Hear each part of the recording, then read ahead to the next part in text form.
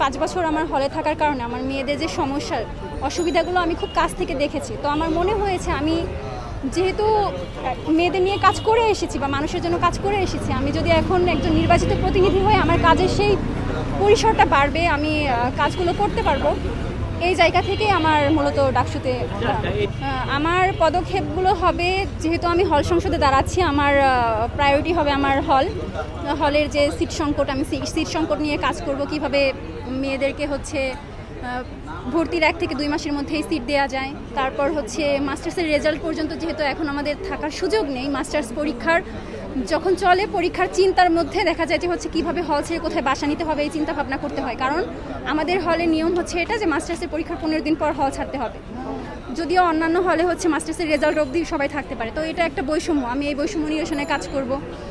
তারপর হচ্ছে আমার হলে মূলত যে নেটওয়ার্ক ইস্যু, এটা প্রত্যেকটা শিক্ষার্থীর একটা চাওয়া যে আমরা নেটওয়ার্কের প্রবলেমের কারণে দেখা যায় যে এখন বিচ্ছিন্ন, ঢাকা শহরের মতো একটা জায়গাতে থেকেও আমরা সারা পৃথিবীর থেকে বিচ্ছিন্ন হয়ে থাকি।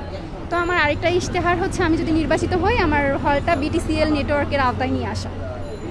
নতুন করে সম্পর্ক বজায় রাখার মতো আসলে কিছু নাই। আমি ক্যাম্পাসে আসার পর থেকেই তাদের সাথে সম্পর্ক বজায় রেখে আসছি বিভিন্ন কাজের মাধ্যমে, বিভিন্ন অন্যায়ের প্রতিবাদের মাধ্যমে। যখনই তাদের প্রয়োজন হয়েছে আমি আমার জায়গা থেকে এগিয়ে গিয়েছি তাদের দাবিগুলো নিয়ে।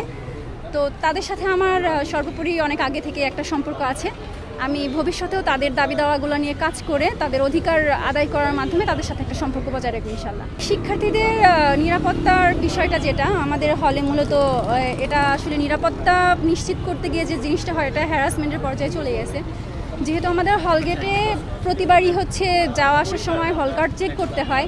অনেক সময় দাদুরা থাকেন, ওনারা মেয়েদের মুখ দেখতে চান যে সে হলের কিনা, আইডি কার্ডের সাথে ছবি মিলে কিনা। তো এই যে একটা হ্যারাসমেন্ট, আমি এই নিরাপত্তার এই ইস্যুতে আমি যে কাজটা করতে চাই সেটা হচ্ছে হল গেট ডিজিটালাইজড করা, যে 5 কার্ডের মাধ্যমে যেন একটা কার্ডের মাধ্যমে যে কোনো শিক্ষার্থী হলে প্রবেশ করতে পারে, যে হলে যারা বৈধ শিক্ষার্থী। তো আশা করি এটা অনেকটাই হচ্ছে এই হ্যারাসমেন্টটা কমিয়ে আনবে।